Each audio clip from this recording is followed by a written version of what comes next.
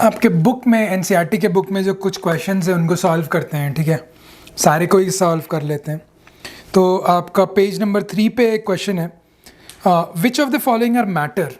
Matter कौन कौन सा है, सिंपल है, बिना लिखे हुए ही सॉल्व करने का कोशिश करते हैं, ठीक है।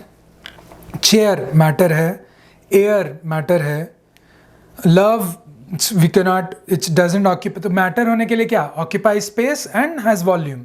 Chair yes, air yes, love no, smell no, hate no, almonds yes, thought no, cold no, lemon water yes, smell of perfume no। जिसका भी स्पेस ऑक्यूपाई होता है, स्मेल ऑफ परफ्यूम तो स्पेस ऑक्यूपाई नहीं कर रहा है, वॉल्यूम भी नहीं है इसीलिए, ठीक। उसके बाद give reasons for the following observations. The smell of hot sizzling food reaches you several metres away, but you get the smell from cold food, but you get the smell from cold food you have to go close। इसका यही होगा कि जो ठंडा चीज़ है उसका energy कम है, because temperature is the average kinetic energy. Energy अगर ज़्यादा है तो वो मूवमेंट भी ज़्यादा करेगा, टेम्परेचर ज़्यादा है, एनर्जी ज़्यादा है, मूवमेंट ज़्यादा किया तो दूर से ही मेरे तक पहुंच गया। लेकिन अगर ठंडा है तो इसका एनर्जी कम है, एनर्जी कम है तो उतना ज़्यादा मूवमेंट नहीं कर रहा है, मूवमेंट नहीं कर रहा है तो मेरे तक नहीं पहुंच रहा है, इसीलिए, ठीक है। Okay, a diver is able to cut through water in a swimming pool, which property of matter does this observation show. तो अगर वाटर में कट करके आगे जा सकता है, इसका मतलब क्या हो गया कि वाटर के पार्टिकल्स के बीच में से वो कट करके जा पा रहा है। वाटर के पार्टिकल्स के बीच में अगर कट करके जा पा रहा है, इसका मतलब क्या है कि वाटर के दो पार्टिकल्स के बीच में स्पेस है। सो दैट्स व्हाट, कि दो पार्टिकल के बीच में जो स्पेस है वो प्रॉपर्टी शो हो रहा है कि you can go through that, ठीक। ओके, उसके बाद what are the characteristics of particles of matter. तो पार्टिकल्स ऑफ मैटर का जो कैरेक्टरिस्टिक हम लोग देखे थे, small, they are very small, they are very numerous, है ना, they have a fixed Brownian motion, they are constantly in motion unless it is 0 Kelvin, ठीक है, एब्सोल्यूट जीरो वाला जो फंडा है। तो यही सब है कि वो डिफ्यूज़ करते हैं, उसमें एनर्जी होता है, हर पार्टिकल में एनर्जी है, बहुत छोटा है, बहुत नंबर ज़्यादा है, मूवमेंट करते रहता है। So these are the characteristics of the particles of matter, ठीक। ओके, तो ये तो हो गया। उसके बाद पेज नंबर 6 पे है questions. The mass per unit volume of a substance is called density. Okay. Arrange the following in order of increasing density. Air, exhaust from chimneys, honey, water, chalk, cotton and iron. ठीक है, तो air का सबसे कम होगा density, है ना, air का सबसे कम होगा। उसके बाद जितने भी गैसेस होंगे वो पहले लिख देंगे, है ना। क्या क्या गैस है, एग्जॉस्ट फ्रॉम चिमनीज है, ठीक है, तो एग्जॉस्ट फ्रॉम चिमनीज भी तो गैस फॉर्म का ही है, तो एग्जॉस्ट फ्रॉम चिमनीज। उसके बाद लिक्विड में आते हैं, लिक्विड में क्या क्या है, हनी, वाटर, है ना, तो वाटर का होगा, हनी तो ज़्यादा डेंस होता है, फिर हनी। उसके बाद सॉलिड में क्या क्या है, चॉक, कॉटन और आयरन। तो ऑब्जर्वेशन से ही समझ में आ रहा है कि कॉटन का डेंसिटी कम होता है, फिर चॉक आएगा, फिर आयरन आएगा। ओके, उसके बाद है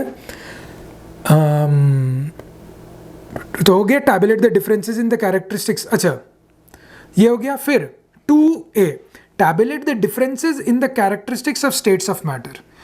tabulate the difference in the characteristics of states of matter. Okay, तो characteristics of states of matter क्या है, यही तो हो गया। 3 मेजर चीज होता है, force of attraction, space between them and energy. Solid का एनर्जी सबसे ज़्यादा, फोर्स ऑफ अट्रैक्शन, एनर्जी सबसे कम, फोर्स ऑफ अट्रैक्शन सबसे ज़्यादा, स्पेस सबसे कम। लिक्विड में फोर्स ऑफ अट्रैक्शन सॉलिड से ज़्यादा, स्पेस सॉलिड से ज़्यादा, सॉरी, लिक्विड में एनर्जी ज़्यादा, force of attraction come, space ज़्यादा, ठीक। गैस में सबसे ज़्यादा एनर्जी, सबसे ज़्यादा स्पेस और सबसे कम फोर्स ऑफ अट्रैक्शन, ठीक है, ये हो गया। फिर डिफरेंट है, उसी से आपका डिराइव हो जाएगा कंप्रेसिबल कोई है कि नहीं, कोई फ्लूइड है कि नहीं, वगैरह वगैरह। डेंसिटी किसका ज़्यादा है, सबसे ज़्यादा डेंस होता है सॉलिड, उसके बाद लिक्विड, उसके बाद गैस, ठीक है।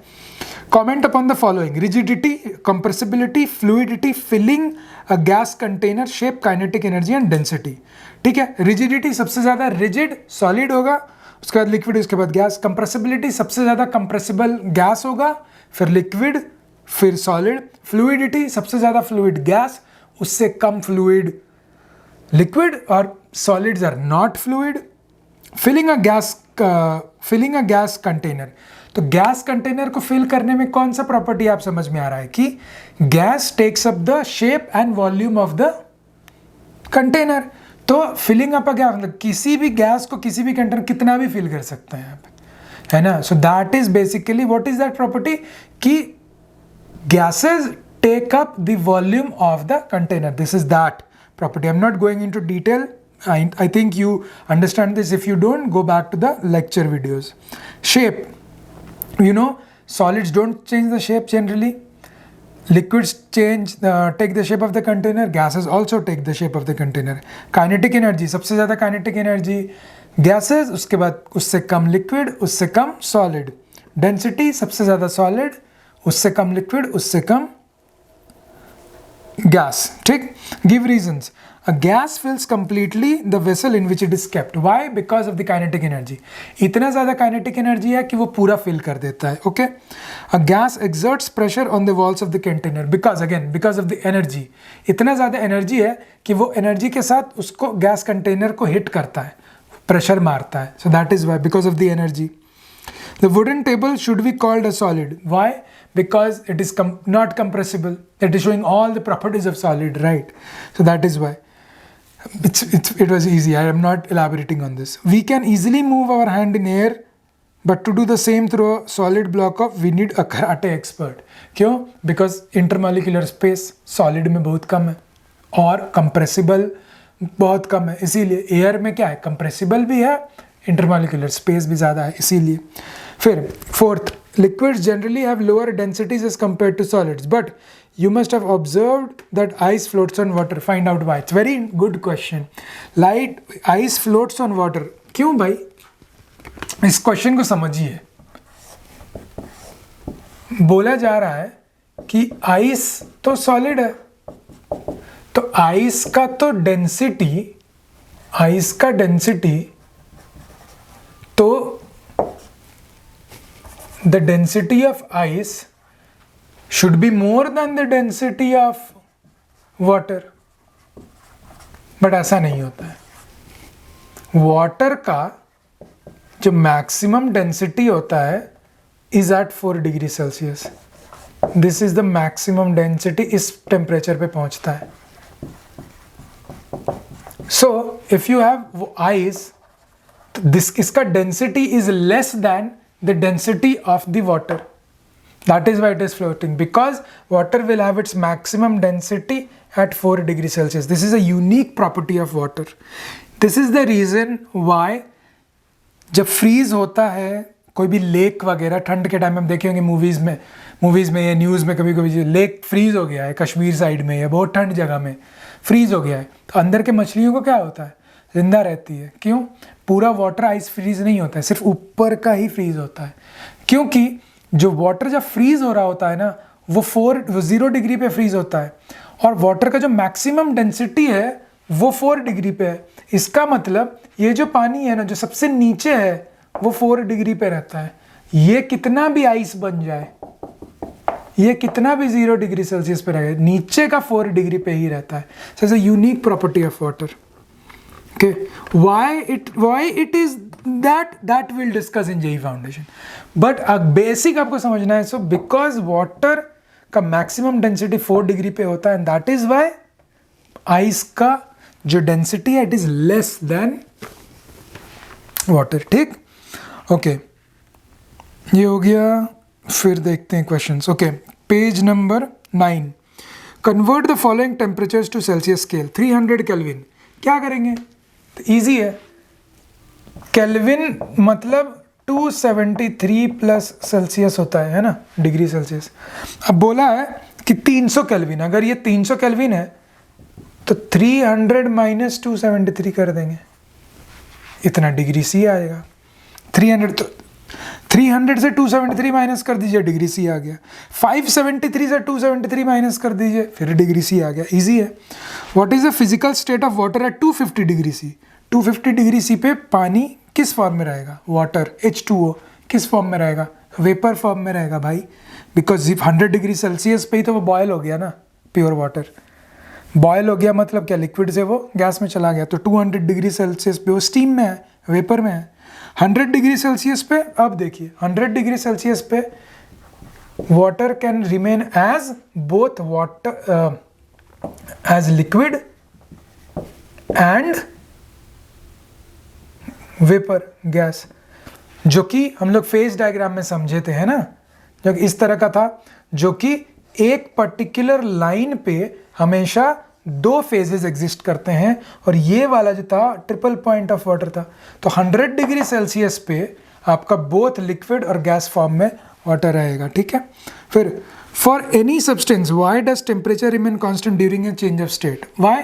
बिकॉज जो आपका हीट है वो आपका 2 चीज़ में जा सकता है, चेंज ऑफ स्टेट और चेंज ऑफ फेज। तो एट द बॉइलिंग पॉइंट क्या लिखा है?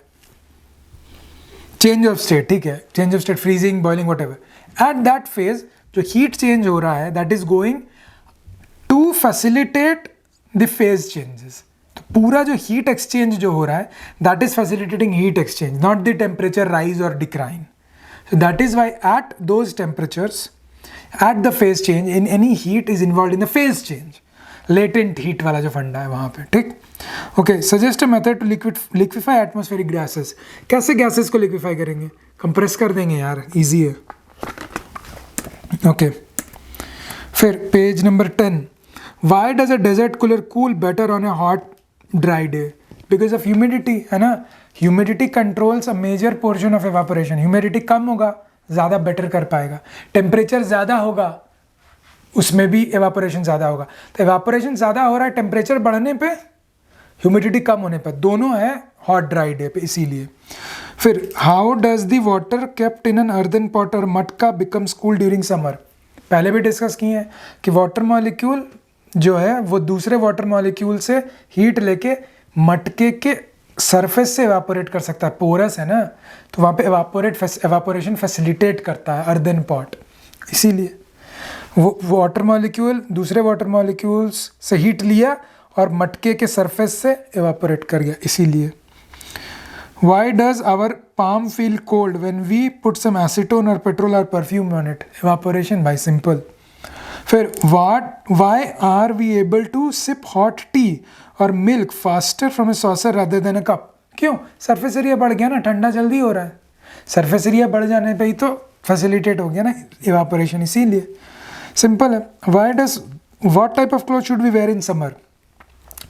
We should wear those kind of clothes which allows the free transfer of sweat to outside like atmosphere। मतलब अगर कॉटन का कपड़ा है तो वहाँ पे छेद होने के वजह से वो कॉटन का कपड़ा बाहर स्वेट को आने देगा और वहाँ से एवापोरेट करने देगा।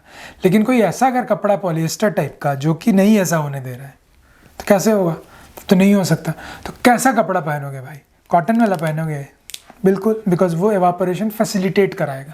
दैट्स इट, ये हो गया। फिर एक चीज़ पिछले इसमें छूट गया था कि जो वाटर ड्रॉप, जैसे कि मान लो कि आइस वाटर आपके पास है ना, मान लो आपके पास ग्लास है और यहाँ पे आपके पास आइस वाटर है अंदर में, तो यहाँ पे ना कॉन्डेंसेशन होने लगता है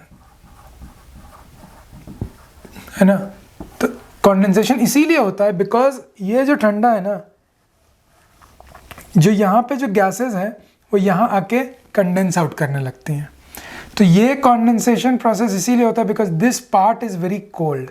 so this cold part is allowing the water droplets which are in the gaseous phase to come back to liquid phase. Opposite of evaporation type का condensation. तो यहाँ पे ठंडा होने के वजह से ही यहाँ पे जो ये जो वाटर मॉलिक्यूल्स हैं ये यहाँ पे आके अपना टेम्परेचर अपना एनर्जी लूज कर देते हैं, क्योंकि ठंडा है ना, लूज कर दिए, चलो अपना एनर्जी लूज कर दिए तो वेपर से क्या में चलेगा, लिक्विड में चलेगा, और कहाँ चलेगा, हो गया। ऑलराइट, उसके बाद जो मेन एक्सरसाइजेज है वहाँ पे देखिए, क्वेश्चन नंबर 1 है convert the following temperatures into the Celsius, 293 470, कुछ नहीं करना है, 273 से माइनस कर देना है। फिर उल्टा 25 डिग्री सेल्सियस से केल्विन 273 ऐड कर दीजिए, खत्म। बहुत अगर एक्यूरेट चाहिए तो 273.15 से ऐड या माइनस कीजिए, ठीक है। Okay, give reasons for the following observation, naphthalene balls disappear with time without leaving any solid, sublimate कर रहा है, और क्या, सब्लिमेशन हो रहा है उसका। Why does the smell of perfume get, we can get the smell of perfume sitting several metres away, energetic है, गैस मॉलिक्यूल से ज़्यादा एनर्जेटिक है, तो ज़्यादा एनर्जेटिक है तो दूर दूर तक जा रहा है। सेम रीज़न के कारण कोई भी गैस मॉलिक्यूल्स पूरा वॉल्यूम को ऑक्यूपाई करता है ना, डिफ्यूजन ज़्यादा हो रहा है एनर्जी ज़्यादा होने की वजह से, और कुछ नहीं। Fourth, arrange the following substances in increasing under of forces of attraction between the particles, forces of attraction सबसे ज़्यादा सॉलिड में होता है, फिर लिक्विड में, फिर गैस में। तो यहाँ पे सॉलिड क्या है, शुगर है, उसके बाद वाटर है, फिर ऑक्सीजन है। उसके बाद what is the physical state of water at 25 degree C, liquid 0 degree C, 0 degree C पे बोथ एग्जिस्ट करेगा, सॉलिड भी करेगा, लिक्विड भी करेगा, ठीक। और 100 डिग्री से भी अगेन बोथ एग्जिस्ट करेगा, लिक्विड भी करेगा और गैस भी करेगा। वाई, फेज डायग्राम याद कीजिए, ट्रिपल पॉइंट याद कीजिए, ठीक। फिर give 2 reasons to justify water at room temperature is a liquid, water at room temperature liquid क्यों होता है, water at room temperature liquid इसीलिए होगा because at that pressure temperature water जो है उसका फोर्स ऑफ अट्रैक्शन ना तो बहुत ज़्यादा है ताकि आइस में रह सके, ना बहुत कम है लेकिन वेपर पे रह सके। तो basically eight room temperature pressure condition water का जो फेज़ है वो लिक्विड में ही सबसे ज़्यादा स्टेबल है, इसीलिए वो लिक्विड में ही रहना चाहता है 25 डिग्री सेल्सियस पे, इसीलिए फेज डायग्राम से। एंड आयरन अर्मिला is solid at room temperature, again similar reason कि उस टेम्परेचर प्रेशर पे आयरन मेल्ट नहीं होना चाहता है, आयरन सॉलिड में रहना चाहता है, बस इसी के लिए। Why is ice at 273 kelvin more effective in cooling water at the same temperature, latent heat, ice जो है वो 0 डिग्री सी पे है, वो उसको हीट चाहिए, तो वो जिस ड्रिंक में जाएगा, मान लीजिए ऑरेंज जूस में आप डालें तो वो ऑरेंज जूस से पहले हीट लेगा सॉलिड से लिक्विड बनने के लिए, फिर और हीट लेगा वो 0 डिग्री पे लिक्विड को और गर्म करने के लिए। तो ऑरेंज जूस को तो ठंडा कर दिया ना, इन कंपैरिजन अगर आप 0 डिग्री से पे पानी डाल दिए तो पानी तो फेज चेंज करने के लिए टेम्परेचर नहीं एक्सट्रैक्ट कर पाएगा ना ऑरेंज जूस से, इसीलिए, ठीक है, लेटेंट हीट। उसके बाद what produces more severe Burns, boiling water और स्टीम, स्टीम क्यों, बिकॉज स्टीम क्या करेगा, आपको हीट देगा, पहले हीट वो इसलिए देगा क्योंकि उसको कंडेंस आउट करना है, 100 डिग्री स्टीम से 100 डिग्री वाटर, फिर आपको एक्स्ट्रा हीट देगा 100 डिग्री सी से नीचे उतरने के लिए। 100 डिग्री पे अगर वाटर रहेगा तो वो सिर्फ आपको एक पार्ट ऑफ हीट ही दे पाएगा, वो लेटेंट हीट ऑफ बॉइलिंग वाला हीट आपको सप्लाई नहीं कर पाएगा, इसीलिए स्टीम ज़्यादा खतरनाक है लेटेंट हीट ऑफ वेपराइजेशन की वजह से, ठीक। उसके बाद name ABCDEF in the following diagram shown, A जा रहा है सॉलिड से लिक्विड, सॉलिड से लिक्विड को क्या बोलते हैं, मेल्टिंग बोलते हैं यार, लिक्विड टू गैस बी क्या बोलते हैं, वेपराइजेशन या बॉइलिंग।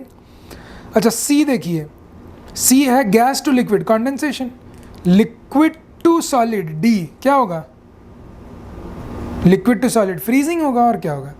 फिर E solid to gas directly sublimation, और ये एफ कंडेंसेशन है ना, सी भी कंडेंसेशन है, ये भी, ठीक है, अलग अलग तरह का लेकिन है तो कंडेंसेशन ही, ठीक है। सो ये हो गया आपका चैप्टर 1 कंप्लीट, आपने सारे एक्सरसाइजेस भी बना लिए, बहुत बढ़िया बात है। So now you should try the exercises that are there in your, जो हम लोगों ने दिया है उसको, फिर हम लोग इस पर और डाउट क्लियरिंग सेशंस करते हैं, ठीक है। चलिए, ओके।